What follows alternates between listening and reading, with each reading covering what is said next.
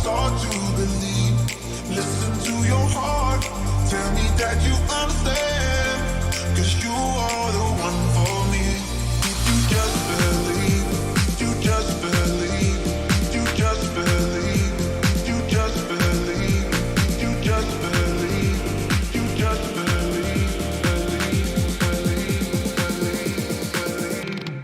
Listen to your heart, heart, heart, heart, heart, heart, heart, heart. Listen to your heart, heart, heart, heart, heart, heart, heart. Listen to your heart, tell me who you wanna be. We can always start to believe. Listen to your heart, tell me that you understand, 'cause you are the one for me. You just believe, you just believe, you just believe, you just believe. Listen to your heart, listen to your heart,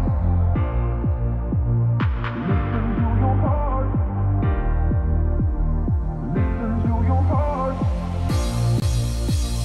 Listen to your heart, tell me who you wanna be. We can always start to believe. Listen to your heart, tell me that you understand, 'cause you are the one for me. You just believe, you just believe, you just believe, you just believe, you just believe, you just believe, believe, believe, believe, believe. Listen to your heart, heart, heart, heart, heart, heart, heart, heart. Listen to your heart, heart, heart, heart, heart, heart, heart, heart. Listen to your heart, tell me who you wanna be.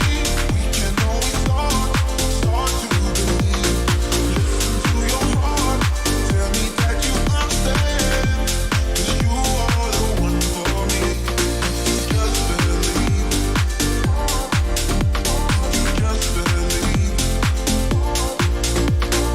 just believe, you just believe.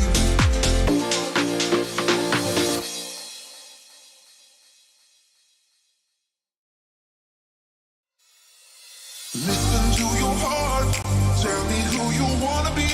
We can always start to believe.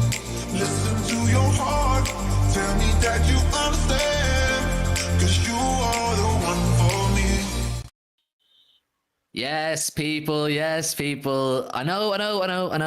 Don't shout. It's been a long time. It's been a long time, and we have perfectly valid reasons as to why it's been a long time. I suppose the first being that I'm not really interested in making content about the World Cup. I don't know how the other lads feel, but I don't have that in me to stream about the World Cup, and there wasn't a huge amount going on with City. But listen, City are back in about 10 days' time. We've got Liverpool in the Carabao Cup, and I've been itching. I've been on the Big Six every week, and we're talking bits about club football, mainly about World Cup, and those bits about the club football, it gets my juices going again. You know what I mean? It gets me excited to talk about City again. And listen, there's 22 people in the building already, and for the fact that it's been a long time since we streamed and spoke to all of you lot, the brilliant 1894 community, we appreciate all of you who are here right now. If you could just do us the massive favor before we get into the stream, we've got some good stuff to talk about, stuff for you lot to get involved in. Make sure to smash a like on the stream. When you come into the stream, always smash a like. It massively helps the channel. There's a lot of content planned. We've got some big collaborations. The season is starting once again. The club football's back, City's back, and we have big plans. We're going to be consistent. We've got videos and streams, and there will be stuff to talk about because football is back. There's transfer talk too. I mean, that's the point of the stream. We're going to do some transfer talk. We want to see what you lot are saying. So hit the like button. Make sure you're subscribed. Join the community. We're on the road to 5K. We're getting there.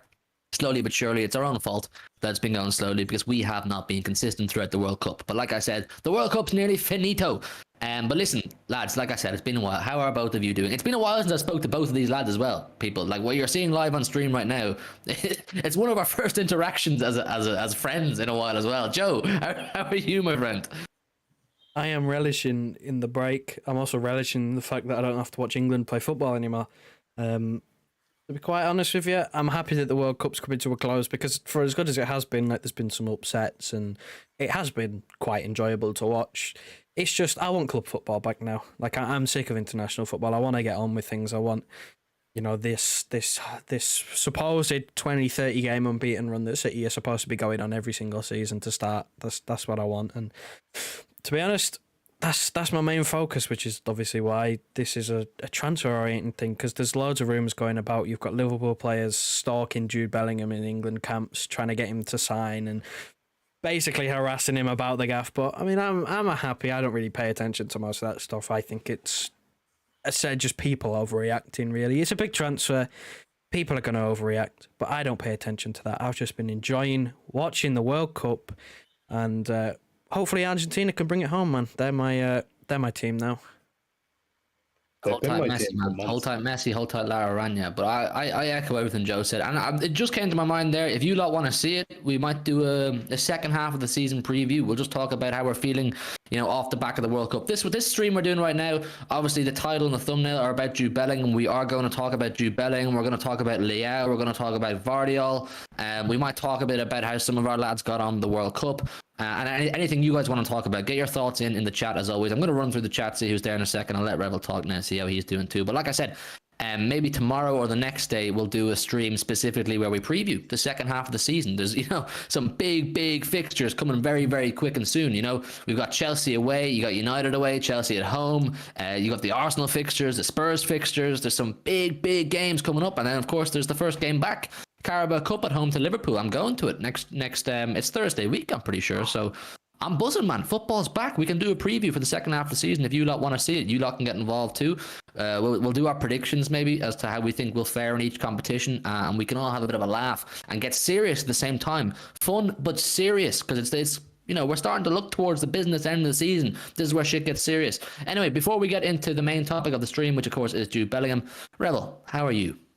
It's good to be back, man. I'll tell you what, it's been a while. It has been a while. We've done a couple of videos, but they're just, no one really cares. I mean, everyone's in the World Cup fever, but there's just not much to talk about other than that. But that's why we've waited. We've been sitting there, we've been plotting, we've been scheming, and we've come up with this, and now we have everyone in. We always say now, we prefer streaming the videos. Videos are so weird, man, when you're so used to streaming, so I'm happy we're back.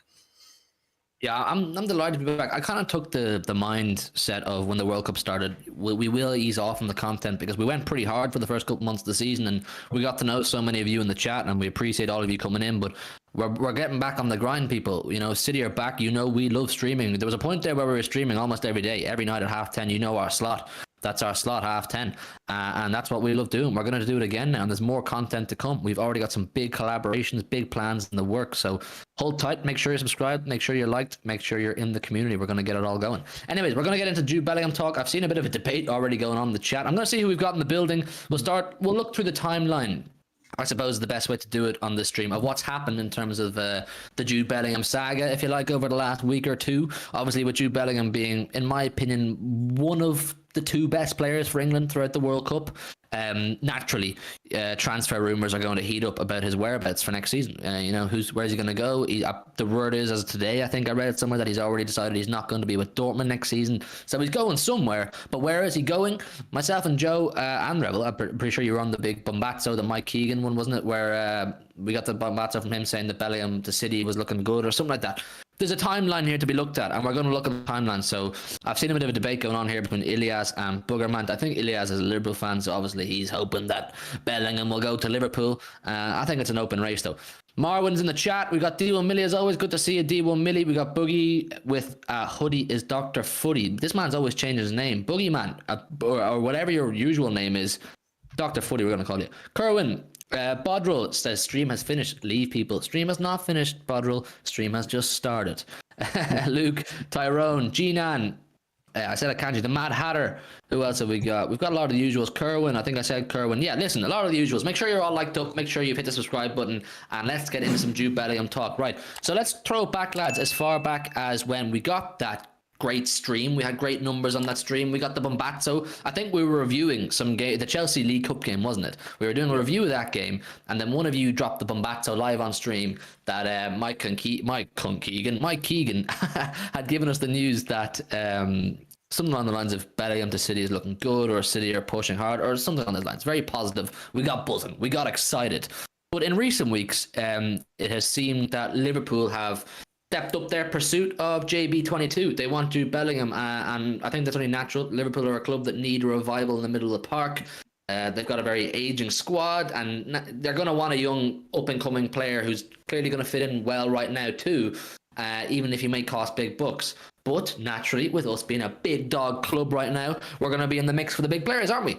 So we need a midfielder too, and that's basically what's happened so far. I'm going to look through some of the tweets. We're going to give our thoughts. You lot in the chat give your thoughts. Where do you think Bellingham's going to end up? And we will touch on this alleged agreement in principle between Benfica and Liverpool for Enzo Fernandez, another player who was on our wish list or watch list at one point, wasn't he? Not so long ago when he was still with River Plate. We were actually possibly looking at one point getting Alvarez and Fernandez, or Enzo Fernandez at the same time. Never happened for whatever reason, but apparently he's possibly off to Liverpool. Could that affect Bellingham to Liverpool? I don't know. I mean, Joe, let's get straight into it, I suppose. Bellingham, like I said, in my opinion, was either the best player or the second best player behind Bukayo Saka for England throughout the World Cup. Both of them absolutely phenomenal. Only natural, like I said, once again, that big interest comes his way from clubs around the world. As always, we're going to be in the mix. How do you feel about the whole thing? I really don't know which side of the fence that I'm currently sitting on. Of course, I try not to flip-flop as best I can because I don't want to go out and basically I don't want to give it a big one and put my neck out on the line and go, yeah, he's coming, and then next week be like, oh yeah, no, he's off to Liverpool. Like I don't want to do that, so I don't know where I currently sit. Of course, a lot of this information coming out now is pro-Liverpool, and I think it's the guy whose name I can't pronounce, Jan Anger Fjortoft.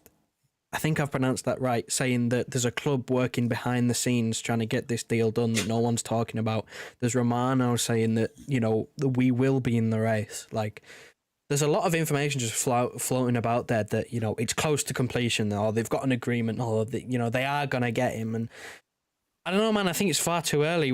This wouldn't all be happening in the World Cup. I'm sure he wouldn't be thinking about his next club in the World Cup, considering he's going to be the first name on the team sheet for England. I think, in my personal opinion, I think he was the best player for England at the World Cup. Certainly top 2 or 3 at least. But I don't think that it's anywhere near done. I think he's too focused on the actual season still going. He was focused on, trying to get as far as he could in that World Cup. I think he'll want to try and finish the season strong at Dortmund because he'll probably know in his mind that this is his last season at Dortmund. I reckon he wants to try and get a send-off. You know what Haaland did? He played through a bit of an injury just to try and get that send-off at the end of his time at Dortmund because he knew he was going to be leaving that season. So I don't think it's close. I think the reports are sort of close but not entirely accurate. I don't think it's clear-cut that Liverpool are running away with this whatsoever. And I think the whole piece about Enzo Fernandez just kind of makes the point clear. They've now linked to 2 players that they're not going to sign both of them. Because if they were to sign both, I'm pretty sure Enzo Fernandez has a massive release clause and it'd cost like 200 million to get both. Liverpool don't have that money. Liverpool are not willing to spend that money. They are going through the stage right now where their owners want to sell the club. Their current owners, first of all, they've got to find a buyer, but if they don't sell, they're not going to pump 200 million in the summer for a project that they don't see themselves in.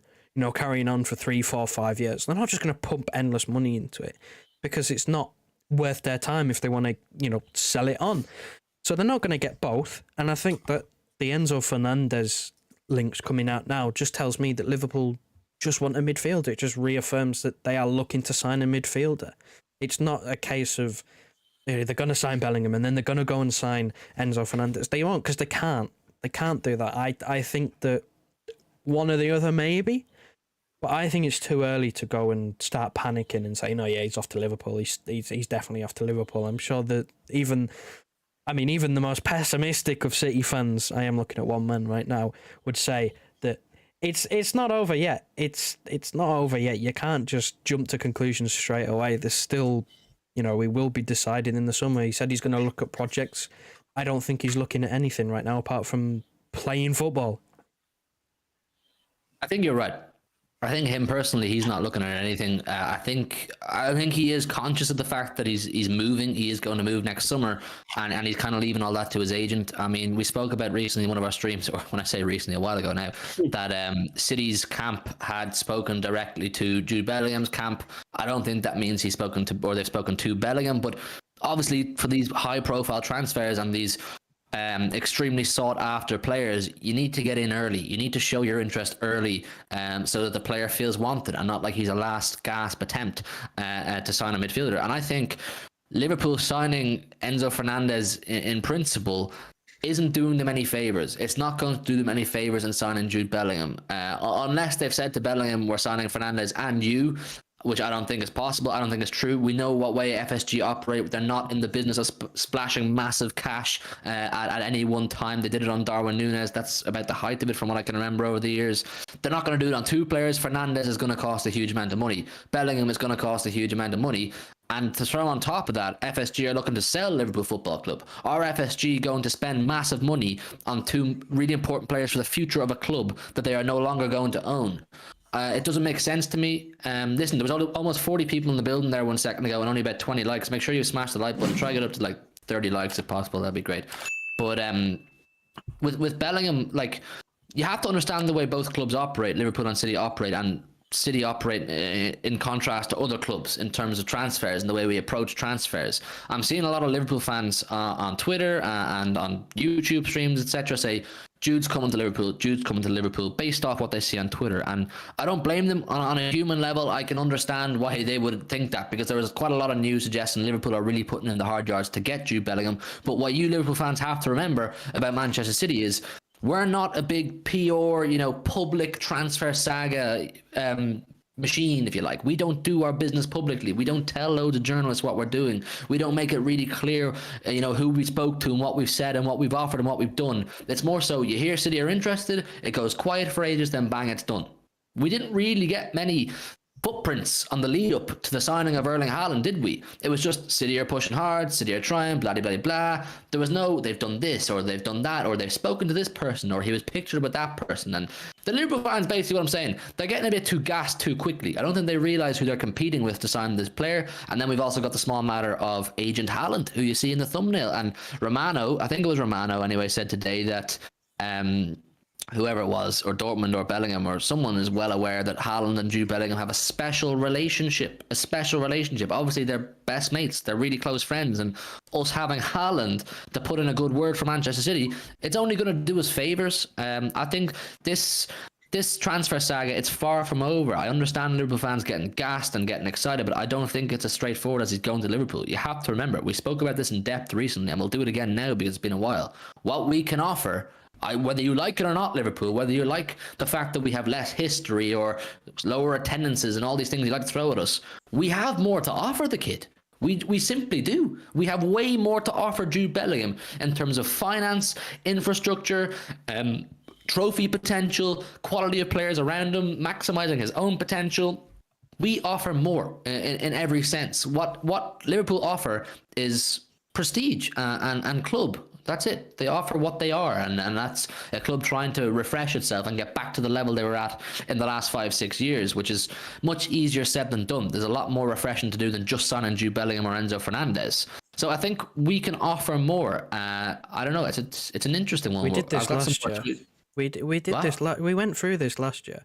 Remember, at this exact point last year, everyone was essentially losing their minds, going, "Oh, Real Madrid, they're gonna get Haaland. They're gonna get Haaland. He's going to Real Madrid." A few months later, it's done. City have got him.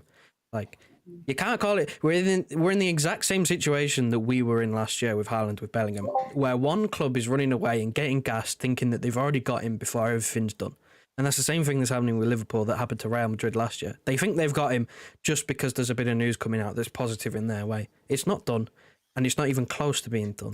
We're going to see in the next few months when, the end of season comes and when he starts thinking about, when Dortmund actually start trying to pressure him out. There was that point with Haaland where they were going, listen, are you going to, exercise your release clause and actually leave? Like, they wanted an answer from the man himself. Dortmund want an answer from Bellingham. Like, are you going to leave? You've only got 2 years on your contract. Do you want an extension? It's that sort of thing. They're getting far too ahead of themselves right now that they've got this player just because his dad might be a Liverpool fan, and apparently his idol Stevie G. I saw someone in the chat say that. I don't know whether that's true or not, and I they're getting far too ahead of themselves. Just calm. I know Grizz is also running away with it on Twitter. I see him all the time backing his sources and being in the know, but just calm down. We'll see, innit? We'll see. Also, I think the way we approached the Haaland saga last season, or when we were in the build-up of signing him, was the right way. We were humble, but also quietly confident. We were kind of like, we're in with a good chance here. We know that, but we're competing with Real Madrid, who are the Galactico club. David versus Goliath kind of thing in terms of transfers. You're competing with a club that always gets what they want in Real Madrid, and something Liverpool fans are going to have to accept right now is the reality of that. Right now, in this situation, we are the Galactico club. Whether you like that statement or not, it's true. We are the Galactico club, and we've proved that in the last 12 months alone. We've signed Erling Haaland ahead of the Galactico club, Los Blancos, Real Madrid. We signed the big dog, the best up-and-coming striker in world football, ahead of the biggest club in world football. We offer that to Jude Bellingham. You don't. You're a club with great history and great prestige and 6 times and all that. I get that. But unfortunately, what we can offer Jude Bellingham right now is it's a more realistic infrastructure and route to success. Our club is more stable. Joe alluded to the tweet or the piece of information we received earlier on, which is that, or I think you did, which was that Jude Bellingham is what might put Bellingham off going to Liverpool is the fact that the club is it's up in the air as to who's going to own the fucking football club. You know what I mean? Why would a top player who wants to win trophies now, he wants the bang success now, why is he going to go to a club where he doesn't know if the owners will even own the club in the next 6 to 12 months? It's too up in the air. Whereas if you come to Manchester City, it's stable. The infrastructure's in the right place. The manager's Pep Guardiola's just signed an extension. Big dog Haaland's up top. Back-to-back Premier League champions, hopefully a three-peat this season, maybe a European Cup, why not? I just think, Rebel, what we offer Jude Bellingham, even being objective, taking off my City hat for a second, it's just more. It's better. But I can also get why he would be tempted to Liverpool. I'm really this isn't me trying to be, throwing strays at Liverpool left, right, and centre. I'm just being real. Do you want to play with Haaland or do you want to play with Nunes? Central C. Chat. Do you want to play with Haaland or do you want to play with Jimenez? Answer that question. Honestly, someone is lying. Realistically, someone is lying. You can't get Fernandes and Bellingham, right? Let's just say, right, in the worst turn of events ever, Bellingham ends up at Liverpool. I'm more than happy getting that ends up fella. But Joe pointed out, even though I was pessimistic of fans and he looked at a certain someone, it might be a certain someone who's talking now, I can go on record and say it isn't even close to it isn't even remotely close to being done. If anyone had sat down saying this is a done deal for any team, be it City, Liverpool, Real Madrid, it's not a done deal. It's not even close to being a done deal. Again, they haven't tried squeezing anything out of them. They, like Joe just mentioned there, they like to squeeze things. They tried getting Haaland to the side in February. Hasn't even been a whisper out of there because they're hoping they'll extend that much, but it's not done. Not even remotely done. In my opinion, I echo all your thoughts. It's not finished. Boogerman says in the chat, you offer everything except Champions League, bro. Boogerman, I assume you're a Liverpool fan, and I assume that was an attempt at throwing some shade on us, but you're right. We do offer everything but Champions League, and everything, it's a lot. Everything is a fucking lot, man. Yeah, Murray, just for a second. There's a good chance they're not even in the Champions League next year. Hey, I was about to say. Play that Europa League music. The second part of that piece of information, when I said Bellingham might be put off by the fact that FSG might not own the club or they don't know who's going to own the club, the second part of it was he's not sure because he's not sure if Liverpool will be in the Champions League. Mate, we offer everything but the fact that we've won the Champions League. You don't offer. You can't even offer the fact that you'll be in the Champions League. Let's just call it spade a spade.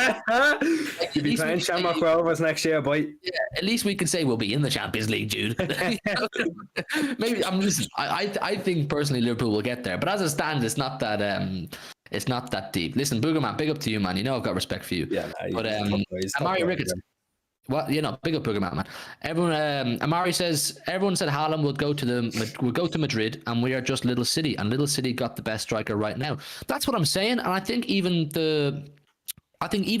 realistic football fans who don't support City, rival fans who are just honest and they're objective, they will admit that City's pulling power right now. It's big. It just is big. Whether you like City as a football club or not, whether you like the way we have got our success and rose to the top, whether you like that or not, that's completely up to you. And I respect any of your opinions, whatever way you have them. I get that not everyone's going to admire the way we've got our success. But you can't hide from the fact that us right now, everything we have right now, it's just a massive pulling power. We have a massive pulling power. The players, the managers, the money. The stadium is about to be increased. It looks like we're getting a 60,000 capacity seater stadium. Life is good at City, man. I mean, I don't know why people would just write City off out of a Jude Bellingham transfer saga. And I do want to refer back to the point that I made earlier, which was we tend to make our business fairly silently. We really don't leak stuff to papers and journalists other than our official sources. You know, your Mike Egan's, who are the other ones that we're looking at? The big dogs over the years, transfer journalists. Jack Gone, massive one. Who was the other big one at one point for Haaland bombs? What's his name? Martin Blackburn. At one point, he was big. That was Grealish, man. That was Kane as well. Yeah, I forgot about him. Speaking of Ken, other than those kind of journalists, we don't leak stuff, out to the world to start putting pressure or doing media mind games. We don't do that. So just because you're not hearing things about City pushing this way or pushing that way, or City have made this effort, don't write us off. Don't write us off is what I'm saying. Brad Henry says, can City offer Jude a guaranteed starting spot? I don't think anybody at City is guaranteed a starting spot. It's a bad sign. It's a bad. If you're guaranteed to start at a club, it's a bad sign. It tells you the quality of the squad. Yeah, absolutely. Just spot on there. I don't think you want to go to a club where you walk straight into the starting 11 untouched, no competition. You want to go to a club where there's competition in your area of the pitch. First of all, for pressure, healthy competition. You're trying to get better all the time so that you are the guy starting. Bellingham is going to be worked. Bellingham is going to be worked hard if he wants to start ahead of Gundo if he's there, or Bernardo if he's there, and that kind of thing. It'll only help him maximize his own potential and reach his own potential and that kind of thing. But whereas if he goes to Liverpool, he probably is guaranteed starting 11. I mean, it's an interesting one. What do you think, Rebel? I think I have to echo your point that it is a bad sign if you're going to a team that has a starting spot sat there rolled out for you, right? Realistically, he probably does start. Let's be fair. Gundogan's either one of Gundogan or Bernardo Silva is gone. I think more so Gundogan. We did this stream ages ago. So this is one of the last streams we did. We mentioned that. I'm fairly confident Bernardo signs. Yep. I am. But again, that means one of him or Gundogan are gone. If Gundogan is the key, I don't want to say key to Bellingham coming, but if a midfielder leaving is what's pushing City to go and get another midfielder, i.e. Bellingham, let it happen, bro. Let it happen.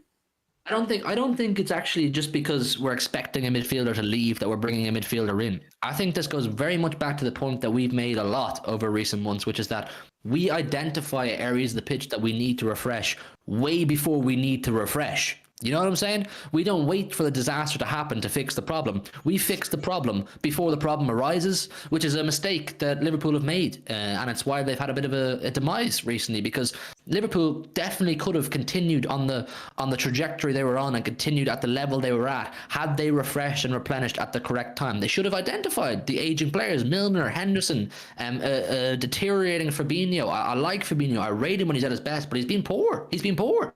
They should have identified these areas of the pitch and these players that they needed to bring in competition for and bring in younger versions to put pressure on them.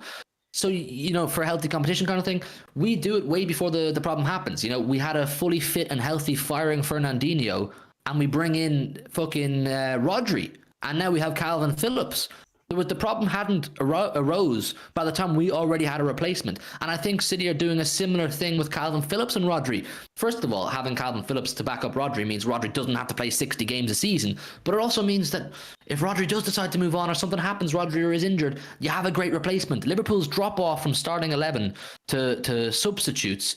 It's a massive contrast in quality right now, and that's because they haven't recruited properly or at the correct time. I mean, buying in the right player is one thing. If Liverpool were to sign Bellingham, yes, it's the right player. I wouldn't doubt that. Jude Bellingham's a phenomenal player. But their issue has been timing of recruitment. Liverpool haven't bought and replenished at the right time. We have. So that's what I'm saying. I don't think it's a case of, just to go back to what you're asking, is it because one midfielder's leaving, we're bringing in Bellingham? No. I think Bellingham, if he was to come in and we still have Bernardo and Gundo, it wouldn't be an issue, because I think Bellingham would be happy to learn off Gundo or Bernardo, for a year and play plenty of football. I'm not saying Bellingham is going to be an understudy for 1 minute at all. I think Bellingham plays a shit ton of football for Manchester City.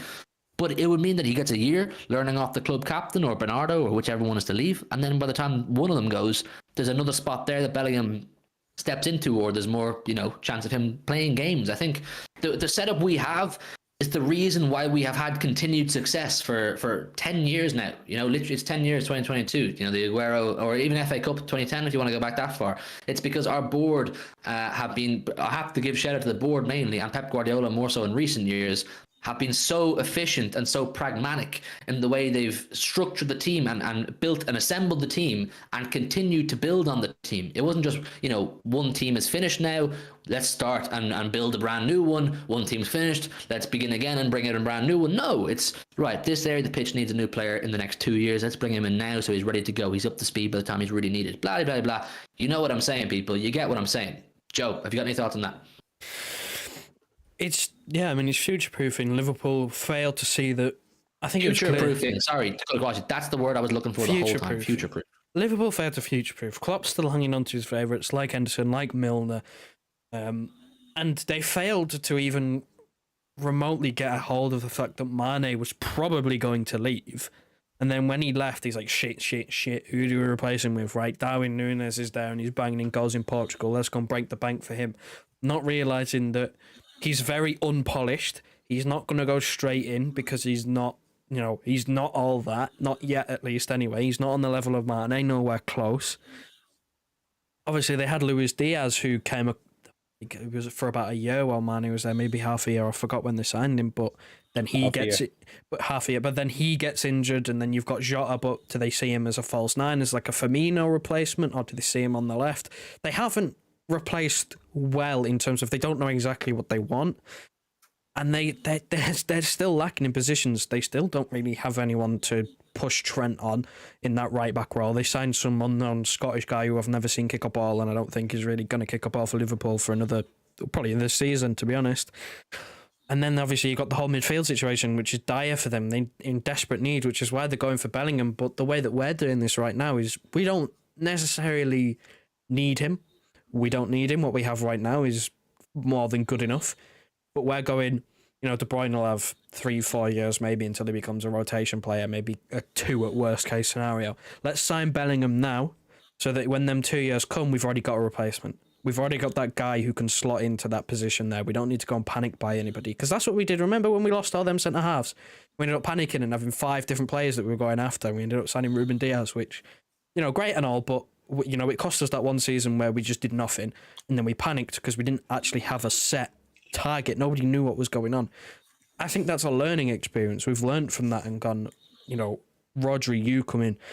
Okay, Phillips, you come in. I think Phillips is actually older than Rodri, but, point still stands. Fernandinho comes out, we get someone in who is still, young enough to get better. De Bruyne hopefully will retire from international football, which would suggest that he has 2-3 years maybe at the top level, and then after that he becomes a rotation piece. That's when you get your Bellingham or Enzo Fernandez in right now. And then you've already got that replacement sorted early on. That's why we've been so good for so long. This is why we have prolonged success, because we deal with problems before they happen. We go out and sign players before we need them, so that, when we do need them, because we know it's inevitable, we already have them. We don't have any of this panic, and that's why we are so, we always say we are so well run, probably the, the best run club in Europe, in the world. Because we just identify these things 3 or 4 years before they happen and just get it done. Sorry, Boogerman asked the question here. He's like, do you think he wants like a comfort zone? He may want to be the main man. And listen, as much as we all rate Jude Bellingham, and I don't want to take away from the fact how fucking good Jude Bellingham is. He's a top player right now, and he's only going to get better. But if he's a 19-year-old looking to be telling his next club, I want to be the main man, it's a bad sign. It's a red flag. You don't want any 19-year-old coming in and saying, I want to be the main man or I'm not going to your club. That's a bad sign for me. I want him to say, I know I'm good, I know what I'm worth, but I want to come in and I want to learn. I want to learn and I want to get better. I want to learn off the players you currently have. I want to learn off your manager, whether it's Pep or whether it's Klopp. I want to learn. I want to get better. His ambition should be to get better all the time at 19 years old, 20 years old when he signs for whoever he does. It should not be, he shouldn't have a head so big where he's saying, I'm the main man or I'm not going. I think you should all agree with me on that. Listen, 50 people in the building right now. It's been a while since we've hit 50 people in the stream. Massive thank you to you all for coming in. Make sure you've hit the like button. It massively helps. Try to get it up to 40 likes. That'd be absolutely amazing. And make sure you are subscribed to the channel on the road to 5k. Lots of content coming up. Lots and lots of content coming up. We're back, man. City's back. Premier League is back. Lots of collabs. The whole lot. You know the works, people. For those of you who've been around the channel for a while, you know how we do. You know how we operate. Lawazi says, talk about Gvardiol and Leao rumours. We are going to talk about Gvardiol and Leao on this stream because they have been semi-linked or fully linked to City, whatever way you want to look at it. We're going to talk about it. But I'm going to see what some people in the chat are saying about Bellingham because I think some of your opinions are pretty interesting. I've been reading them as Joe and Dara have been talking. But on what Joe was saying, Dara, you give your thoughts and I'll have a look at some of these messages and I'll read out some of the best ones. City operating efficiently. They always operate efficiently. Like, again, this transfer strategy has been there for years now. One player's going or one player's getting on, we sign a new one. That's how it works. Again, you saw it with Phillips, you saw it with Haaland after Aguero. It happens. It's always going to happen. We're going to keep doing it because, again, this isn't finished. Like, I know it sounds like I'm reassuring myself, but it's not finished. If we're looking at Gundogan aging, Bernardo potentially unhappy, I'm leaning more towards he's going to stay. They're like, well, we want to go out and get the best in the business. That's what we did. We went out, we signed Haaland, who was the best in business. We paid big bucks for Grealish. We're looking at, like, I remember a few years ago when we were signing Grealish, we're like, we haven't made this big a signing money-wise. We don't know if we're actually going to pull the trigger. They popped that cherry. They popped that 100 million quid cherry where they're like, we've just set a record. This is ours now. We are going to break the bank. What they've done is what we're going to keep doing. I'm afraid, like, this is, if this Bellingham thing comes to fruition, what it's going to be about 120 odd million pounds. Would I be wrong in saying bit less? I reckon about that. I reckon based off the back of his performances in the World Cup, you're looking at about that. Sam McGreevy says, I think Bellingham is as close as you get to a long-term Kevin De Bruyne replacement, and I think that kind of lines up with what I was saying. He needs to be a player who wants to come in and learn off De Bruyne, learn off Gundo, learn off Bernardo. He needs to want to learn and grow as a player and develop multiple skills, multiple roles, be able to play multiple positions, because obviously we know Pep Guardiola loves a player who can play in multiple positions. I think that should be his ambition. And you know what? We all know how mature and what kind of a person Jude Bellingham is. My hunch, my feeling, and I assume I'm correct, is that is the kind of player he is. He wants to go to the place where he's going to be tested the most. He's going to be tested both physically and mentally to grow and develop. I think, you could see Jude Bellingham be a long-term Kevin De Bruyne replacement on the basis that he's so young and he's already shown so much ability, technical ability to do so, that, he could grow into that role no problem. I think he's a player that we could really use, going forward. I mean, we're talking about right now how we probably don't really actually need him right here, right now. We don't. We really don't. But it would just be typical City in the good way, in the sense that we're doing our business before a problem arises. I love the fact that we fix problems before they even happen. That is a really, really efficient football club. Did we get an update on John Stones? Joe might have a better clue in on that than me. John Stones obviously went off injured against France. Do we have any idea what's wrong with him? Well, funnily you say that, went off injured. It seemed like it at the time. No, he didn't. He wasn't injured. There's been absolutely zero update. I mean, he's been on a plane home, so you'd assume that if anything was to have happened, he'd have got that sorted by now. It did look bad for a minute because he was on the floor. It didn't look like he was getting up, but it was at the point where I think there was going to be a change like that, where he just takes off a defender and he just sticks on an attacker just for the last couple of minutes, try something. And I think just because Stones was the player that was down, I think he was just taken off, just mainly for I don't know, maybe precaution. I don't know what he is, but I don't think he's injured, because if he was, it's been a couple of days since that game. We would have heard something by now, unless something comes out tomorrow, which I'd be genuinely surprised, because there's a long wait to know whether he's actually injured or not. But I think he's fine. Well, this is the exact reason why we have so many centre halves. This is why we brought in so many centre halves, because if there's any epidemic in our squad, it's the centre back area. We constantly have injuries. Big up Alan in the chat. He says, bless up Hugh, good to see you, my friend. Brian says, I'm glad that the World Cup is over. I want to watch real football. Listen, people, are you all excited for the return of club football? I know everybody takes a keen interest in the World Cup, and I have taken an interest. I'm not sitting here bashing the World Cup saying I dislike it. I've enjoyed it. But I can't lie, people. I can't wait for Premier League, Champions League, even Carabao Cup next week. I can't wait, man. I'm proper excited. What's Mudgy saying here? We need to get Bellingham at all costs, strictly for the Liverpool tiers. Football is a humbler. He's using Grizz's line there. Football is a humbler. Listen, I'm not sitting here saying I'm not going to be a completely biased City fan. The exact same way I was about the Haaland saga and say there's no chance Liverpool sign Jude Bellingham, because that would be unrealistic and that would be just a silly football take, wouldn't it? To say there's no chance, because I do have a chance. Why? Because of Liverpool Football Club. I'm just a firm believer in the infrastructure, like I keep saying, and everything we have set up is perfect for Bellingham to come in right now and flourish and grow and develop. And I think he's smart enough to realise that himself. Definitely Sunday we got a friendly on the game on the same day as the World Cup final. Then we're back. Beyond belief, always you. I've been willing our lads got back home injury free and hungry to go. That's it. And I think, like I said, if you guys want to see it, there's 50 of you here right now. Let us know in the chat. And tomorrow or the next day, we can do a stream where we preview the second half of the season. All of you can come in. We can look at the big fixtures, look at what we expect, who's going to play a massive role, who's going to be our player of the season, our top scorer. We can have a good old chat about the second half of the season, because I for one, am proper excited to get back to watching City play, man. I've booked a lot of away trips. I've got tickets now for Chelsea away, United away. I'm looking to go to Spurs away. I've got loads of games, but I can't wait, man. I've missed City. Liverpool losing Diaz will be massive for their top four race, says Amari. Absolutely. I think Luis Diaz, am I right, is out for another 3 months, I read today. Surgery. 3 months. Surgery. Yeah, 3 months. He's under the knife. He's surgery. It's worse than they fear. That's what I'm saying. Can Liverpool guarantee Jude Bellingham Champions League football? They're dropping like flies. He's been their best player. Like, they're going to they when do we play them? Not next fucking the league. April. He'll be back for that. Oh shit! Sorry, But the thing is, there's a lot to happen between now and April, man. Luis Diaz is Liverpool's best player. He is. I know Salah finished the first part of the season quite strongly there, but in terms of consistency, since he's signed, Luis Diaz has been exceptional. He really is a terrific player. I'd have him at City. He's that good.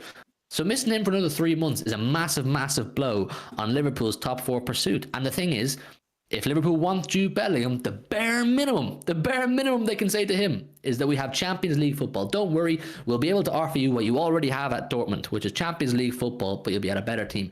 They have to be able to offer him that. And without Luis Diaz, it's sticky, man. It's sticky. I mean, chat, tell me your thoughts on Darwin Núñez in the World Cup. I know Núñez has been all right. He's been up and down for Liverpool so far this season. But let's call a spade a spade. He stunk at the World Cup. Darwin Núñez stunk. He had a good second half in their last game of the groups. But for 2.5 games, Núñez stunk. And for me, for one, I had Uruguay in the sweepstake, the Big Six sweepstake. I wanted Núñez to do well. I wanted Núñez to score goals. I wanted him to lead them to a World Cup somehow. I wouldn't care that he's a Liverpool player. I'd just be buzzing. But he stunk. He was muck. Is he going to be the man to get Liverpool top four and into the Champions League so they can say to Jude Bellingham, we've got Champions League and we've got big Núñez up front scoring goals? No, because the blue half of Manchester can say, hopefully, we've won the Premier League. At the very least, we have the Champions League, and we've got your best mate up front. Better offer. Like, I want to have this conversation actually about Núñez, because I think it's an interesting one. There's 60 people in the building. Make sure you've all hit the like button. Make sure you subscribe to the channel. Joe, tell me about Darwin Núñez. Like I said, he was all right for Liverpool the first half of the season. Genuinely, I'm not shitting on him too much. I think he was all right, but he stunk, man. He stunk.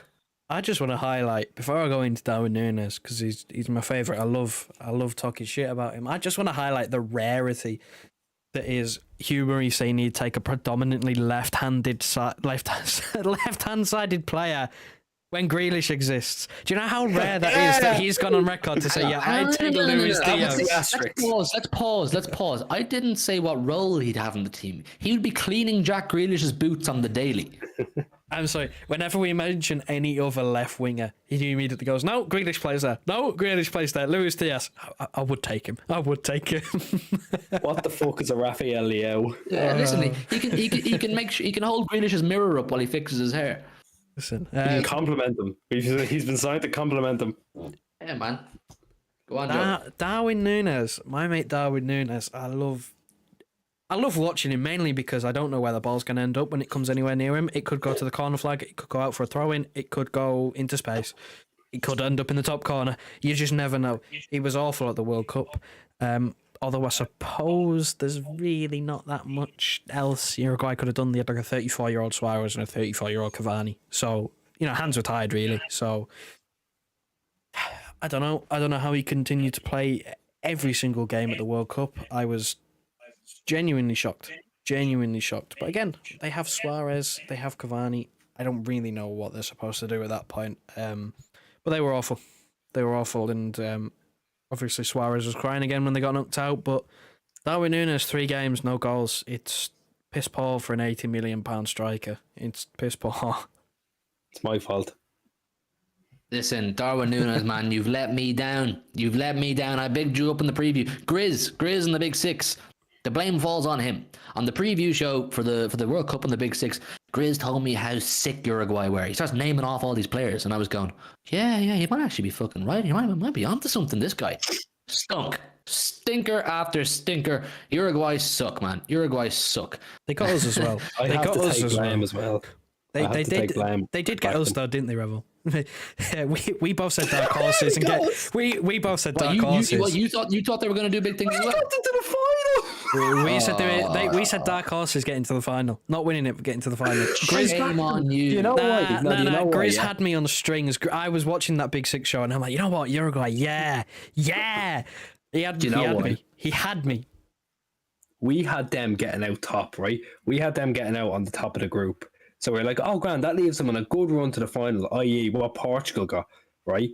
We're like, that gives them a good run to the final. By Jesus, We also had wrong. Denmark finishing first in the group with France as well, which would have left and I Denmark on also no had- chance. You two need to stay away from international football. It's not your thing. Yeah. He said Iran would qualify. Big man. Iran. If this channel was about international football, I tell you, we would get nothing but dislikes. Yeah. Yeah, we won't get any viewers either. It's international football. Come on, like. Speaking on Jack Grealish, the Mad Hatter says, Hugh, any thoughts on Grealish leaving City rumours? Fake news. Jack Grealish is going absolutely nowhere. And if anybody tries to take Jack Grealish, I will physically go over there and hold him back. He's not going anywhere, Mad Hatter. I promise. Listen, all jokes aside, it's not true. City aren't paying 100 million for him. He's starting to look good. He's playing well. It's Pep's fault. I've said this before. It's Pep's fault that Grealish isn't getting the football he deserves. I don't like to criticize Pep. I don't, because I love the guy. He's given me so many memories, and he's going to give me so many more. But Pep has made a few mistakes with Jack Grealish. Grealish has warranted to play massive games this season. The Liverpool one stands out for me. All of you will know my thoughts on that Liverpool game we lost. It was crying out for Jack Grealish to come on and make an absolute fool out of James Milner, and Pep never gave him the chance. Why would City sell him? He's clearly a massive asset to the team. Watch football with your eyes, people, not with the stats that you see on Twitter. I don't care what Salah season is saying on Twitter about Grealish's stats. If you watch him play in person on the screen, you'll know what he offers to our team. Haaland has scored the most of his goals with Jack Grealish on the pitch. Why? Because Grealish is a creative genius. He's a creative genius, and that's just the bottom line. He's going nowhere. He needs more time, Wiz says. I don't even think he needs more time. I think he's proved himself. And I think the fact that he hasn't been given the consistent football he deserves is the only reason he hasn't banged and everyone's gone, wow, he's arrived. But those of us who have watched City on a weekly basis when he's played, we know it. Even Joe and Dara, who were massive critics of Grealish last season when I was defending him, I want to put that on the line. I want to put that on record. I defended him. They're even saying now. Backing him to score every week when he wasn't even going to play. Listen, Grealish is going to finish in our top 3 scorers this season. Yeah, clip that up, man. If I'm wrong, I'll shave my head on stream end the season. Yeah, clip that up. We better get them clippers ready. It's not happening. Can I cut it? You can cut it, man. Rebel will come here and he'll shave my head if I'm wrong. Grealish in the top 3 score. If I have one caveat to this, if Pep gives him consistent game time, if we're looking at it and saying Pep hasn't played him enough, I'm not doing this bet, right? But if he's played the football and everyone's going, he didn't use the time, well enough, he didn't prove himself, then I'll say, yeah, get rid of the locks, get rid of it. But until then, I back Grealish, man. I think he just needs to be given the opportunity. I want to see him play against Chelsea. I want to see him against Chelsea on January 5th. I want to see him play against Leeds next week or in 2 weeks' time. And I want to see him against United. I've been saying since the start of the season, our best front 3 is Grealish, Haaland, and Foden. Bun Mahrez, man. I don't want to see Mahrez. I love Mahrez. I love what he's given to the team. But I'm sorry, my bro. You got to step aside. You're not in that category of our best starting 11 players right now. You're just not. Help the player Future is forward. now, all man. The future is now, exactly, and Grealish is the future. Any Listen. thoughts, Jack? I hope Mahrez enjoys Milan when we ship him off for Liao in the summer. Can't wait. All seriousness, Mahrez ain't leaving, but big man, you're gonna have to hold that bench. Yeah, he's not good. Renaissance. It's not good. Mahrez is finished. He's not finished. Finish with a tick. Finished with a tick. He's not finished, but he's not in the best team. I think we can all come to that conclusion. He's not in the best front three. He isn't it. He just doesn't cut it. And it's all about stats, unless your name is Darwin Núñez. It's all about your goals and your assists, unless it's Darwin Núñez, and it's like, look, he's trying. All right, leave him alone. Darwin footballer. Darwin Núñez has the first touch of Bambi on ice, man. I'm sorry. The guy is like, whatever about him being a finisher, I'll actually accept that he can finish. He can finish when he's on his game. But sorry, let's call a spade a bloody spade, people. He's got a brutal first touch. Yeah. I don't want to hear no talk about how Núñez is better than Grealish, even though they play in different positions and we're comparing unlike with unlike. It's bollocks, people. We know what Grealish offers. Those City fans in the chat right now, you'll know what he offers. I don't want to hear any more slander on Grealish. When Grealish gets the game time he deserves, if he stinks out the gaff, then come to me. Send for me. I'll take it on the chin. I will. I'll keep defending him, but I'll take it on the chin. But when Grealish gets his game time, I just back him to do well. Messi to win World Cup, I think so. Listen, actually, yeah, really quickly, we're going to move on to Liao or Vardiol next. But while there's only, 3 games left in the World Cup, do you guys want to make your rearranged predictions on the winner? I know you said Uruguay to get to the final, you pair of Egypts, but who do you think's going to win it now? Mine has not changed. I said Argentina on that stream, and I'm fucking sticking with them. Messi's bringing it home. D1 Millie, man. I'm sorry. Hide. Go on to hiding, bro, because he's coming home with that. He's coming home with that trophy. And Alvarez coming home with that trophy. Go ahead. Run from it. Destiny arrives all the same, my brother. Joe. I said Brazil, but funnily enough, the pigeon couldn't hack the business. What was it he did? Modric fed the pigeons. This I want. You know what? I've always, even when we did the stream for the predictions, I said Brazil, but I always wanted Argentina. I always wanted Argentina. I just never believed, and they're still not that good. I remain. If Messi has a stinker, they are fucked. They are finished because they are not that good. France are so good. France, apart from defensively, they're a bit shaky, but going forward, like, right, okay, name me a right-hand side of the defense that's still in the tournament that can handle Mbappe. Juranovic, Celtic. What a player. He was here. Sorry, just to cut over. Joe, I don't know why you're laughing. I'm being serious. He was so good against Vinicius. He was He good. pocketed Vinicius. He pocketed Vinicius. They have to get to the final first, Croatia. I don't know. They love an extra time in the penalty shootout. They love an extra time. I can't wait for a Croatia-Morocco final that ends 0-0 and ends 1-0 on penalties because neither team wants to be able to score. I can't wait. You know, here's a stat for you. Or not, it's not, I don't have the actual date, but it's a mad stat. It's something like Croatia haven't won a World Cup knockout game within 90 minutes since like 1980 something. Like they haven't won a knockout game since the 1980s within 90 minutes. They've won one game. Every win they've had. Every win they've had has gone to extra time or penalties. They've won one game this World Cup. They've won one game and it was in the group stage. They've won. They're one in a game. bloody semi-final, man. And they've won one game and they're in the semi-final. Yeah, fair play to Morocco, man. They've only conceded one goal and it was an own goal. They're a good team. I'm telling you now, don't just think France have a bye. I think they'll get through, but I don't think they have a bye. They're playing against a tough team. My prediction, even though I had Brazil in the sweepstake, I still predicted Argentina to win it. I'm going to stick with that on the basis that I think Messi is going to carry. His back's going to be sore after the competition, but I still think he's going to carry. But my heart, I want Morocco to win. My next door neighbour, he's from Morocco, Hold Tight Hassan. I want him to win, man. Hold tight, man. Hold tight Hassan next door, man. Big up Hassan. Get some W's in the chat for Hassan. But yeah, man, I want Morocco to win. And you're right, Rebel. They're a serious team who are thriving off momentum. And we had a good conversation in the Big Six last night about Morocco. Yeah, 1 like from 50. Get it done. Majid says 1 like from 50. Come on, people. If you haven't the like button, smash the like button. Morocco are a team that so many players no one's ever heard of. And it's almost like, you know, when UFC and boxing comes around, everyone pretends they're an expert on UFC and boxing. Everyone's pretending they're experts on Morocco. You didn't fucking know half the Morocco team. I don't mean you. I mean these experts. Don't play with me. You did not know half that Morocco team until they started playing this World Cup. Let's be real, you tacticians, you geniuses. You didn't know.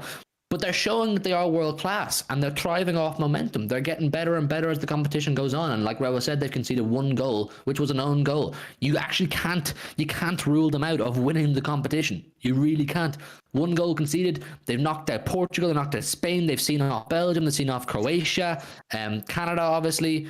Man, Morocco, hopefully see you in the final. But listen, we'll park the World Cup talk there for a sec because I had enough of the World Cup, man. I want to talk more about City. Let's get on to onto the Vardiol guy. Obviously, Vardiol is I think he's 20 years old, isn't he? He's a young fella, but he's absolutely lit up the World Cup. People knew he was sick beforehand anyway, but he's lit up the World Cup, and there's similar to Jude Bellingham because of his performances in the World Cup.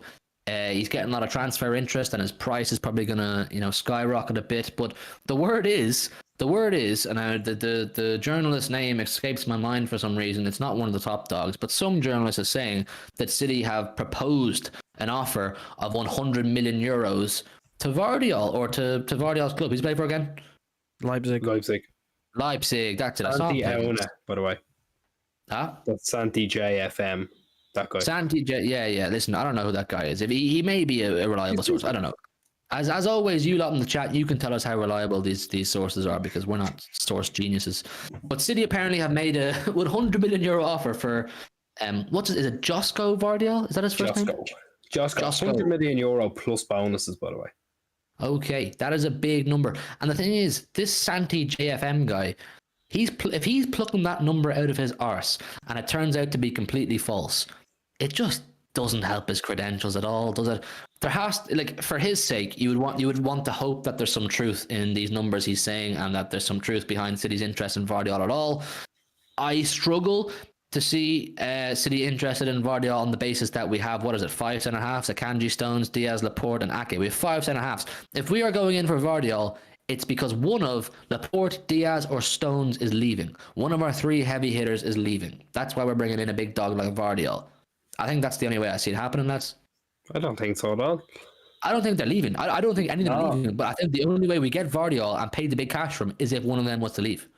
I'm not sure, man. We've seen a lot of Ake and left back, Stones at right back at this stage. We can almost I'm not saying it's a necessity. It's far from it, but you could see the need for bringing in another centre back if you're playing Stones at right back constantly. If you're playing Ake at left back constantly, and that's how I see it. I'd say there's definitely a possibility you get him in without having to lose without having to lose any of those centre backs. Do bear in mind, it's about to be a 50 million euro release clause. I think he's pulled that number out of his arse. That's Santi JFM. I think he's pulled that out of his arse because it's about to be a 50 million, 60 million euro release clause because he's signed that new contract. Would I be right in saying? I don't know if he's signing that anymore. I don't know what's happening. How the fuck would he? Well, I mean, makes it so much easier. Well, maybe they're not offering it to him anymore because they know that they're going to get 100 million from him instead of 50 million. It's business. Oh yeah, also that's probably a good one. It's business because Chelsea are all over him at the moment. Chelsea more cash to burn in their pursuit of trying to finish in the top 4 because everyone bigs them up for a title race and it's over by Christmas. Listen, I think it's maybe not completely made up because we've been linked to him before, but the figure is definitely made up. There's not a chance that while we have 8 players that are back 4 players, 8 players could play across that back 4 sort of naturally. Obviously, counting Sergio Gomez, who's practically a winger. But 8 players. Why would we go and spend 100 million on a guy who we don't even know where he's going to play? We don't know where he's going to play. If someone leaves, then maybe, but I don't see anyone leaving. I don't understand where this is necessarily coming from. We have 8 players over a back 4. That's 2 per position. That's enough for a season, in my opinion. Enough to warrant not spending 100 million on what would essentially be a backup. I know he's good. I know he's very young, got, a long career ahead of him, but it's pointless. Absolutely pointless. Spending 100 million on Vardiol when we've got more important areas that we want to address. Like we were literally talking about, this is the main point was Bellingham. You know, that's the main one. That's the main expense that we expect to happen. And if we don't get him this summer, we're probably never going to get him. Like, Gvardio's not an area of importance. Unless Ake still wants to leave, because of course he was linked to Chelsea in the summer. But again, I don't see it. I really don't see it. I think it's made up, probably trying to draw up interest, trying to get Chelsea to cough up the big bucks because they really want him. I don't think we need Vardy. I don't think we need him at all. And on the Chelsea thing, Chelsea are a bit of a mystery to me. I don't know what they're playing at, man. They've just spent 280 million last summer. Other than Sterling, I think every player they signed was a defensive player. And you mean to tell me they want to go and sign another defender? Man, they've got so many problems in that squad. Vardy isn't the answer. I mean, I know they've just signed Nkunku, and someone in the chat was saying it to me here. Diwo Millie says, but apparently Nkunku has been telling him to go Chelsea with him. And that actually makes sense. I can see that being true. I can see Nkunku saying to Vardy, come to Chelsea. The same way I can see Erling Haaland saying to Jude Bellingham, come to Manchester City. That's the reality of football, people. Players speak to each other. Players who are friends at one club that move to another club tell their friend, come to the next club. You know, they want their mates. They want the top players that they're used to playing with at their next club. So I can see truth in what Diwo Millie's saying there. Even Dap said Laporte is our best centre back. I think over the last 12 months, Laporte's been our best centre back. I think he has. He dragged us over the line to win that Premier League, playing on one leg last season. I still think, though, in terms of footballing ability and aura, if you like, I'm going with John Stone. Johnny! General John Stones, man. General. Yeah, I'm going with John Stones. I think He's the GOAT, man. Get him back. Yeah, John Stones, man. Sterling is a defensive player now, wing back at Chelsea. Yeah, Divo, man. Dickhead. They're all defensive players, man. I completely forgot he was playing wing back. The grass isn't always greener. Man's in Premier League 100 club. I'm playing wing back now. Obama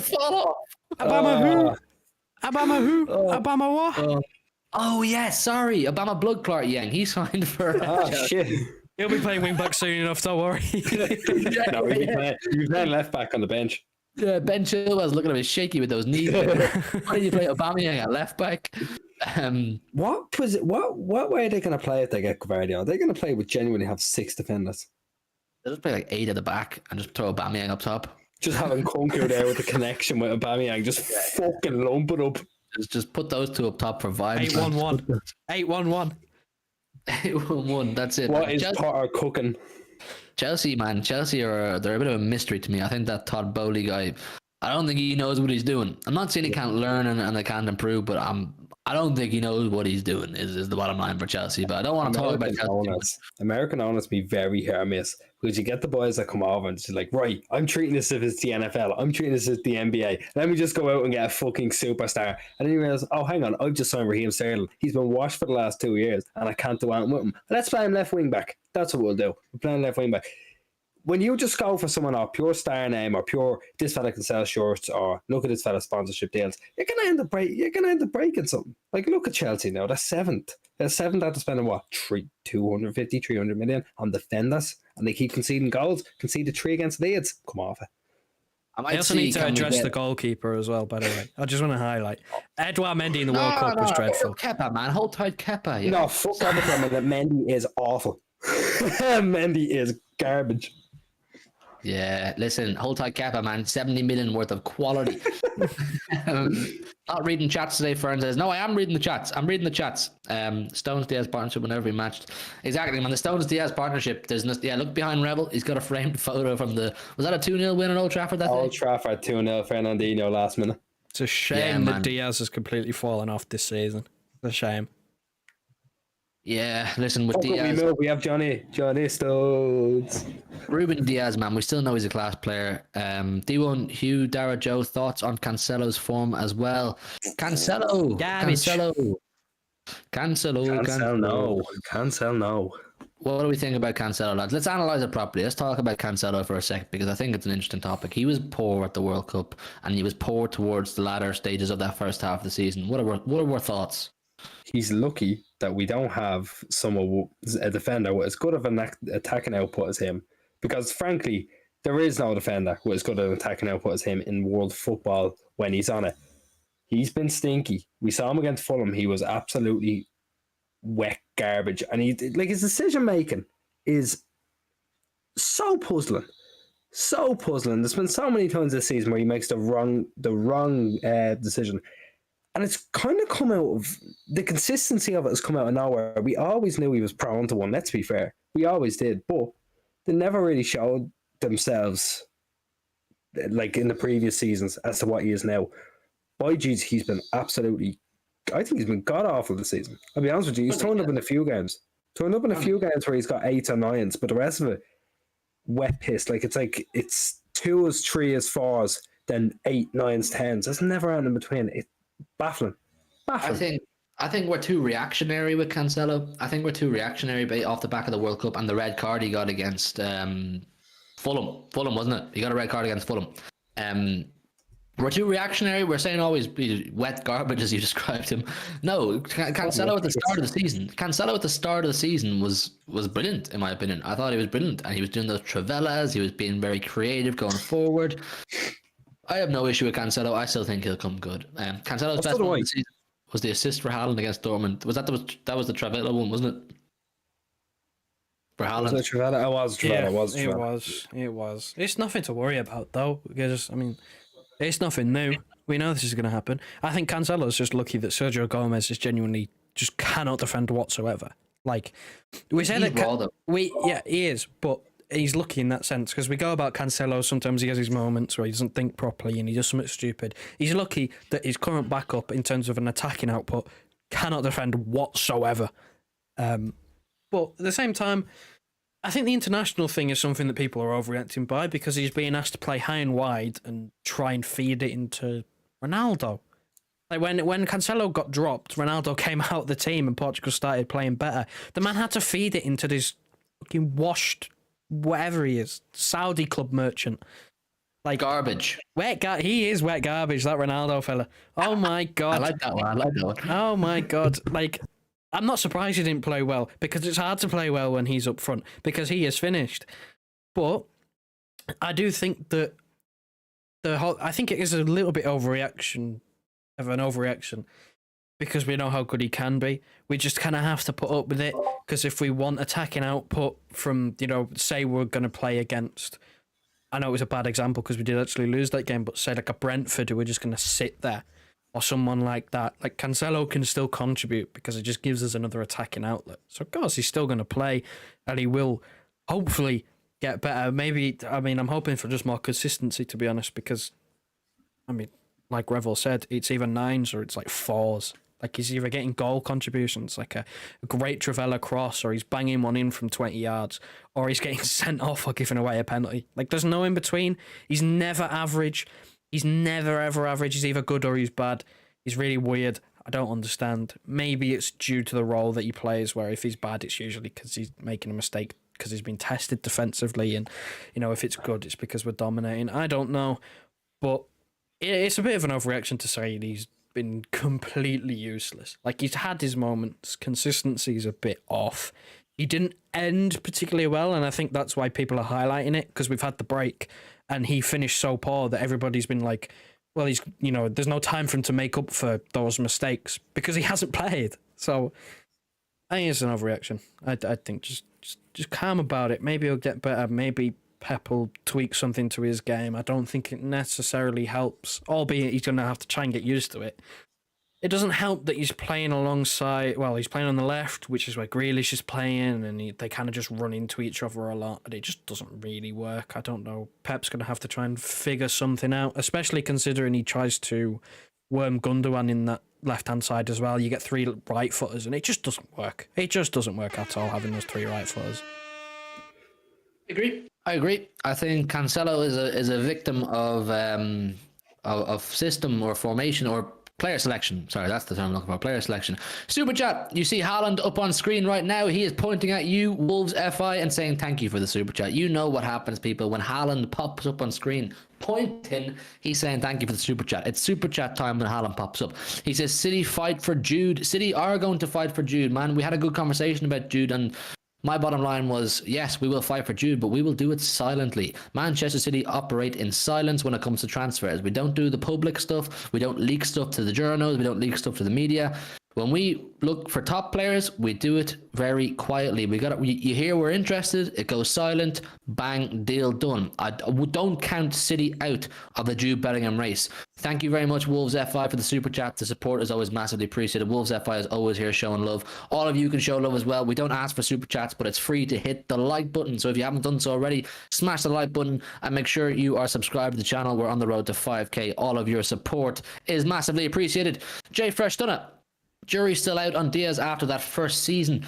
I don't think the jury's out for him. I think we know how good he is, but I don't think he was even bad last season. I mean, he had his issues with injuries last season, Ruben Diaz, as well, which you have to take into account. This season, yes, maybe he's been not looked his best, but the thing with Diaz is he's a mentality monster. I know some people don't like that term, but he's a mentality monster, and I think when push comes to shove, Ruben Diaz, he'll click into gear when it matters the most if he's fit. Ruben Diaz was not available for essentially the most part of the second half of last season, hence why I said Laporte had to drag us over the line to win that Premier League. So I'd lay off Diaz a little bit, and I've seen some hypocrites on Twitter saying that Morocco dunked on Ruben Diaz for that goal they scored. Listen, amazing header. He leaped so high. It was Ronaldo-esque how high my man jumped to get that header. But Diaz was not dunked on. It made him look bad because the keeper was a fool. I don't know who was in nets for Portugal that night, but he was a fool. In that situation, those of you who have played football will know what happened. Yeah, and I'm not trying to make excuses for Diaz, but in this situation, that goal, right? The keeper clearly shouts, keeper's ball, it's my ball, in Portuguese, whatever way you say it then. He comes out, so Diaz leaves it. Diaz doesn't jump because he's thinking the big man between the posts is going to come collect this. The big man between the posts doesn't come collect it. Morocco man dunks on them because he does make it. So Diaz, it's a miscommunication. So to say Diaz was dunked on, it's wrong, it's incorrect, and it's unfair criticism on Diaz. If you understand how communication works in football, it's obviously a massive thing. You'll know there was a communication error there. The keeper didn't do his part. With Diaz, man, I'd allow him. I'd allow him for now. I'd chill out on Diaz. I think he's going to be absolutely huge. And the thing is, we have 5 great centre halves. All of them are going to be, huge for us if we want to compete on all fronts. And we know the way Pep Guardiola operates. He does want to compete on all fronts. He wants to win every competition he's involved in. Diaz is important. Akanji is important. Laporte, Stones, Ake, they're all important. And I've seen people, I don't know, was it Moji saying in the chat, something about time for Stones, Ake. If they trust Ake to partner and outplay Virgil van Dijk, he should be given the keys here for a bit. And listen, I can see your argument with Jeez, and I understand it. I get what you're saying, but we have to look at it and say we're in a great position where there's an argument for all of our centre halves to play. Man like Akanji, he was great in the World Cup, or I don't know about great, but he was good. He was good in the World Cup for a poor Switzerland team, or an okay Switzerland team that I think, they weren't there. They didn't look their best in comparison to the recent competition. So, there's arguments for them all to play. I can see your argument for Ake, and I wouldn't disagree with you. I genuinely wouldn't disagree with you. So people forget. People forget, right? It's wild to say this because out of all of them centre backs, unless Stones had it at one point, which I don't think he did, or I can't remember, he's the only one of them to have won the captain's armband. But he's also the youngest out of all of them, which is wild. And I think people forget that he is the youngest out of all of them defenders, all of them central defenders. He's the youngest of all of them, and he's already won the captain's armband. I think people sometimes forget that, of course he had a great first season, but he's still going to get better. He's still learning. His strengths are defending. It's just his strength, his reading of the game. His strengths aren't his technical ability. He's probably, out of the 5, he's probably the weakest in terms of on-ball ability.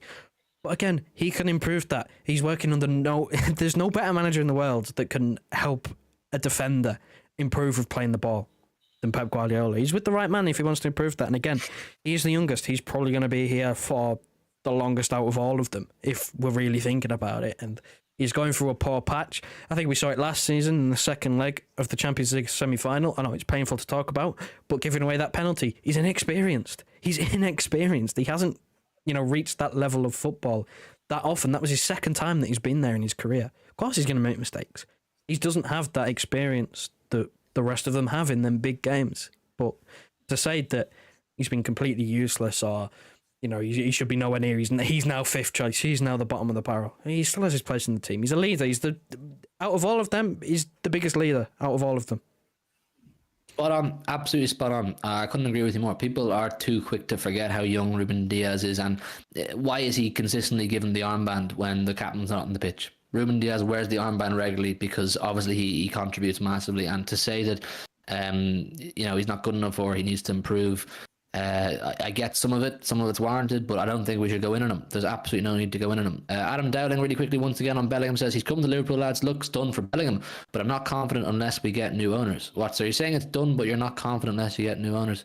Listen, man, the Bellingham thing, we spoke about it in depth, and I think it's a wide open door. I think it's a wide open door. Both our clubs just operate differently. You like to do your things publicly. Liverpool like to tell journalists things. They like to put out hints and clues and stuff to this puzzle. We don't. We like to do things behind closed doors, and that's just the way we operate. Hugh, he needs consistency, says the Mad Hatter. Ruben Diaz is a consistent player when he's on form. Let him have a chance to get back to form. And like I said, we're defending Ruben Diaz here, people. There's no reason to get on Ruben Diaz's back. Wolves F5. Wolves is heading first time since 95-96 playing League Cup quarter-final. Can't wait. City out of competition after draw. Give City for us there. And Wolves has home game against 91th in Pyramid Gillingham. Big up Gillingham, man. I was hoping we get Gillingham. Ake's been class 2 seasons now. Ake has been class. But listen, the centre half area of the pitch, do not be worrying, people. Do not be worrying. It's a strong area of the pitch for us. Do we want to talk a bit before we wrap up? We'll stream for maybe another 5-10 minutes. We've got a few things to do after. But do we want to talk about Rafael Leao? Obviously, he wasn't a starter for Portugal throughout the World Cup, but he scored a cracking goal against Switzerland, and he was quite good when he came on at other times. I think he's a tricky player. The word is he wants to leave AC Milan. I don't know how long he has left in this contract. And once again, you guys can tell us how reliable the sources are, but someone is suggesting that City are interested in Rafael Leao. What do we think, fellas? What do we think, chat? I've got the tweet here if you want me to read it. Yeah. Okay, so this is via City Extra, and Florian Plettenberg, who is the reporter for Sky Sports, is mainly Bayern Munich, so I don't know where he's pulling this from.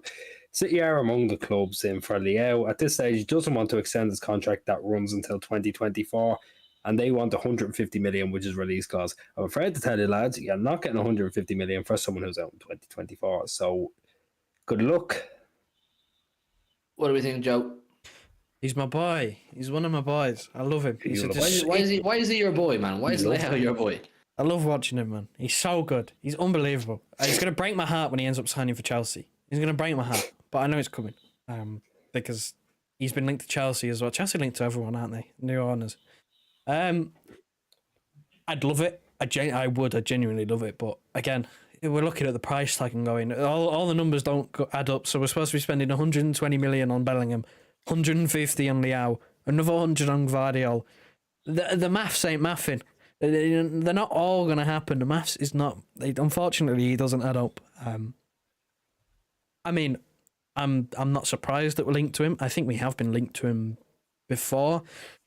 There's a lot of news. I think Romano keeps tweeting about it every couple of days now. Quotes from the AC Milan board and Maldini saying that they're working towards trying to get him to re-sign his contract and that he wants to re-sign. That's not coming from Leao's camp. That's coming from the AC Milan side of things, saying that he wants to re-sign. That news obviously says different, but again, it's from the guy who normally reports on Bayern Munich, like German football. So I don't know where he's getting this information from, but if it's true, Bayern could be one of the clubs in for him. That's what I thought. Bayern might be one of the clubs in for him, which is why he has it. Quite possibly. Which? What was that? Plettenberg. He writes for Sky. He's the Bayern correspondent for them. But basically, he was the one who reported it, which leads me to believe Bayern are also in for him, and that's just been left out of the report because it's not relevant to see. Right. Well, listen, with Leao, he's a left-sided player. We have Super Jack there. We have Phil Foden there. I don't think we need him. I know Joe's a big fan of Rafael Leao. I am a fan of him. I think he's a terrific player, but we don't need him, do we? And with the money that AC Milan are looking for, I don't think we're going to be the club to spend it. Like I said, I think if we're to spend big cash, it's going in on the man on screen beside us. That's Jude Bellingham. I don't think we need Rafael Leao. Would there be any, like, other than a luxury purchase, is there any reason to buy Leao? Yeah, move Haaland to the midfield. We can. There's multiple things you can do, I suppose. One of those could be hinging on Bernardo Silva, what he decides to do, because we have no idea, because there used to be constant updates. Now there's nothing. Like, if we lose him and Gundogan, maybe it's an option, move Grealish back and, obviously sign Bellingham, have a midfield like that. We know Foden's going to play predominantly on the right because Mahrez is, declining from all things that we can see. His output is down. I don't think you can argue with the fact that he is declining. The numbers speak for themselves. I mean, again, like, it would add depth into a position where if we're looking at Grealish not playing on the left, I mean, who comes in? Foden? Foden hasn't been good on the left for this season, has he really? And last season he still wasn't great on the left-hand side. So again, like, I'm taking him, but more important things. It's not an area where, we said this at the start, didn't we? We're looking at Bellingham and going, De Bruyne has sort of 3-4 years, you'd imagine, at this level where he'd still be at least in and around the squad, rotating in and out. Like, Bellingham is that future-proof. We don't need to future-proof Grealish. We only bought him we only bought him last season. We don't need a future-proof. Do you know what Leao reminds me of when I watch him? Now, don't jump down my throat when I say this based off recent performances. Leao reminds me of a younger, in prime Raheem Sterling. He does. Oh, he's a much better finisher. Leao is a 10 times better finisher. He is right now, but when Sterling was in his prime, there was a point, where Sterling was a bagsman. He was. There was a point where Sterling... Off the right. Leao doesn't play off the right. I'm talking about style of play, cutting in, finishing, getting in on the end of balls across the box. I just see similarities. I'm not saying, one's better than the other or this or that. I'm saying similarities of a prime Sterling. I would like Leao. I would like him for luxury, and I can see the puzzle you're moving around to fit Leao in, and I get what you're saying, but you know what? Who knows? It's a big price tag, and for some reason, I can see Todd Bowley pulling the trigger on that one as well. He just brought in Nkunku. He needs to strengthen up that attack, that Chelsea attack. I think that's the place he's destined to go, and Bowley's most trigger happy to put the zeros on the check, if you ask me. But listen, it's one to keep an eye on. I think the most interesting topic of the stream is definitely Jude Bellingham. We will continue to do streams and chats about Jude Bellingham, same way we talked about Haaland. For those of you in the chat now who are with us for about a year or so, we covered Haaland a lot, and we're gonna cover Bellingham as well the whole way. But listen, I think we're gonna sign off here. We're streaming for about an hour and a half, I think, so it's a pretty good show. We're only back. We thought we'd be a bit rusty because we haven't streamed in a long time because of the World Cup, but City are back Thursday week. We've got loads of content. We're going to do a stream this week, or we're going to do a few streams this week, but I think the main one this week will be a preview of the second half of the season. If you lot want to see it, if you lot want to join us for a preview of the second half of the season, we'll talk about top goal scorer, where we're going to finish, the big fixtures, etc., etc. It'll be a good stream, so make sure you have the notification bell turned on so you don't miss it when we do go live. Our usual slot is 10:30, so 10:30 every night. Keep it in the back of your head. The lads might be live. And make sure you subscribe to the channel. We're on the road to 5k. Your support is massively appreciated. I saw we gained a few subscribers tonight, so if you're a new subscriber, thank you very much for joining the channel. Make sure you've liked the stream on your way out, and if you're watching it on playback, make sure you like the stream also. The support all massively helps. Big love to the community. We'll hopefully see you tomorrow night, or else what day is tomorrow? Tuesday. Tomorrow or Wednesday, 110%. We will do a preview of the second half of the season, and there's some collabs in the way too, and obviously the almighty Liverpool game in the Carabao next week. Keep your notification bell turned on so you don't miss us, people, and we'll see you very soon. Good night and God bless. Listen to your heart, tell me who you wanna be. We can always start to believe. Listen to your heart, tell me that you understand, 'cause you are the one for me.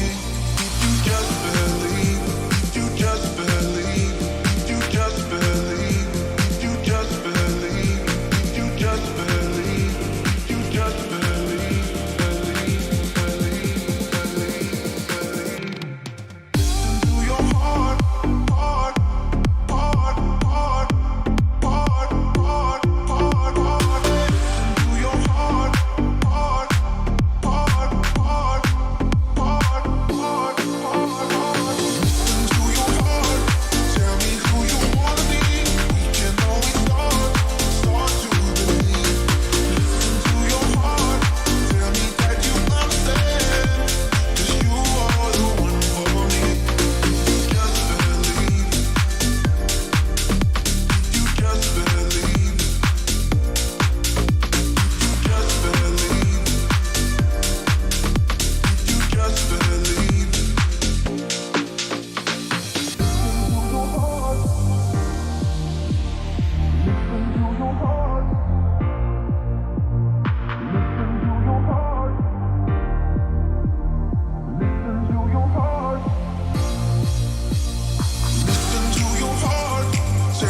who you wanna be.